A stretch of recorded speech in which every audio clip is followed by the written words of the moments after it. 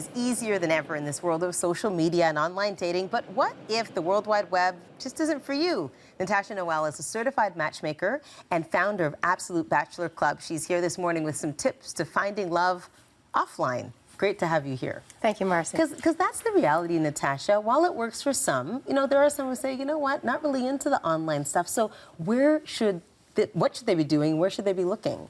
They should be having conversation just about anywhere. So if you have a dog, maybe you're going to the dog park. If you go to the gym, I hear that a lot. The gym, I can't meet anyone. Everyone's serious, everyone's working out. No, if you're a guy, you can ask a woman if she'd like to have a protein smoothie after her workout. And women can ask for help as well at the gym. Grocery stores, steakhouses, if you're traveling, the airport, anywhere is a good place. You know what, and I'm thinking with grocery stores, we're just looking at video, right? Grocery stores, and you make a good point, at the airport, people sometimes aren't in a rush in those places, so there's time to have those conversations, right? Absolutely. You can talk about travel, where you're going. There's just myriad of conversation. Okay, so say you make a love match, all right? You meet someone that you're kind of interested in, and maybe you want something serious.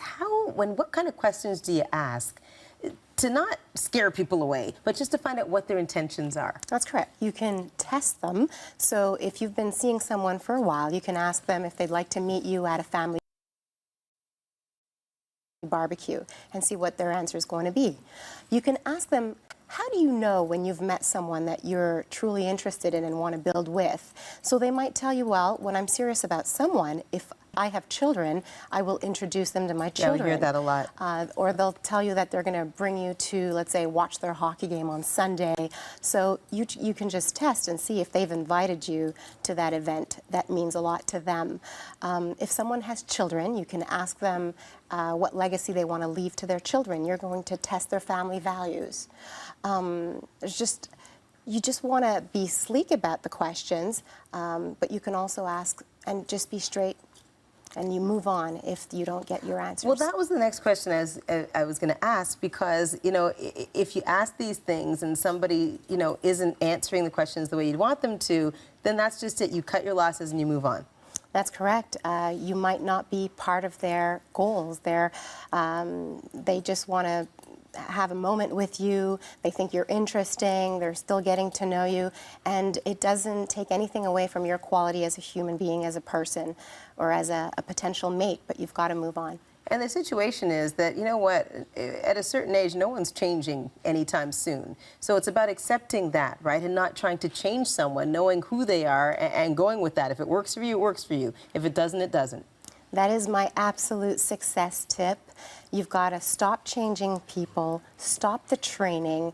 If you've been with someone for a while and think you've invested so much time and just can't move on, you've got to take some time to reflect.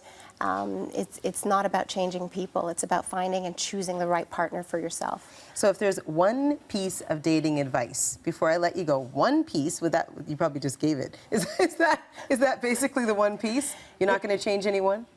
Yes, you're not going to change anyone, and get better about choosing the right partner for yourself. So those are the skills. Tell me a little bit more about that. Get better at get better at choosing the right partner for yourself. You might have some patterns that you can break. So write down the names of the people you've dated in the past and see what it is that you guys were doing together and why it is that you broke up, and see if there are patterns. And then you've got to really take some time to reflect and choose better people who have the character traits that are going to be valuable to you in a relationship. Because it's not always about the other person. Sometimes it's about us, right? And it's harder to look in the mirror and understand that maybe it's us. That's right. Right? Mm-hmm. That's interesting. Okay, nice to meet you. Thank you so much. Nice to meet you.